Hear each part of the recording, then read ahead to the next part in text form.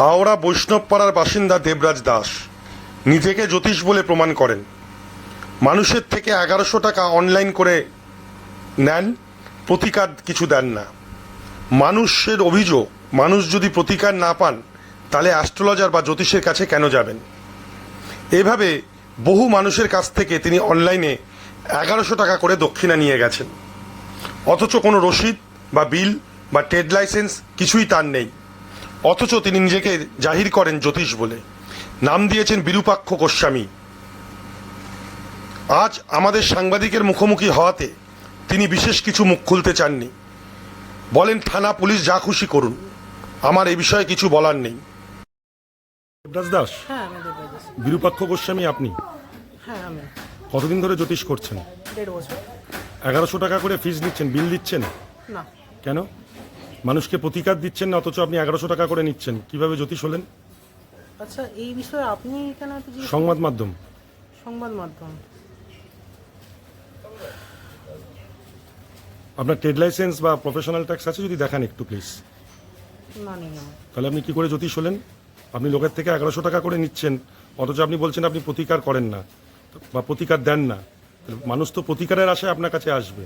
আপনি তো এরমভাবে বহু লোকের কাছ থেকে 1100 টাকা করে নিয়েছেন। প্রত্যেককে আমি বলেছি যা বলার। হ্যাঁ, বলার আপনি তো প্রতিকার কিছু দিচ্ছেন না। দেবো না আমি। দাঁড়াও, আমি দেবো না কিছু।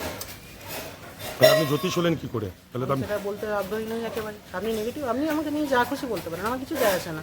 পরিষ্কার আমি জানতে চাই সবাইকে, যার মনে হবে আপনার আমার কাছে আসবেন তারা আসবেন, যার মনে হবে না আসবেন না উনি আসবেন না। আমার কিছু যায় আসে না, আমার কাউকে কোনো কৈফিয়ত দেওয়ার নেই। পরিষ্কার কথা আমি বলে রাখলাম। তো আপনি এইভাবে টাকা তুলছেন কিভাবে?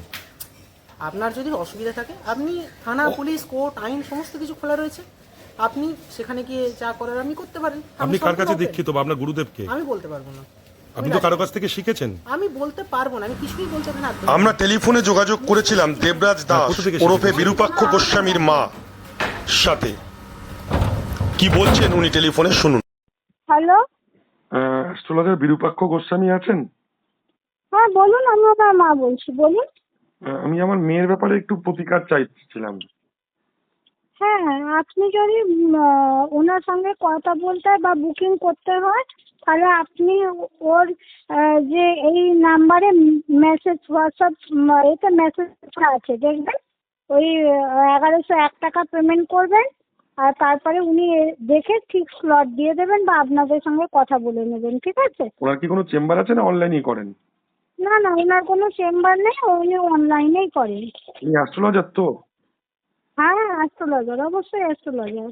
আচ্ছা, 1101 টাকা দিতে হবে, তাই তো? হ্যাঁ হ্যাঁ হ্যাঁ। নমস্কার, বলুন।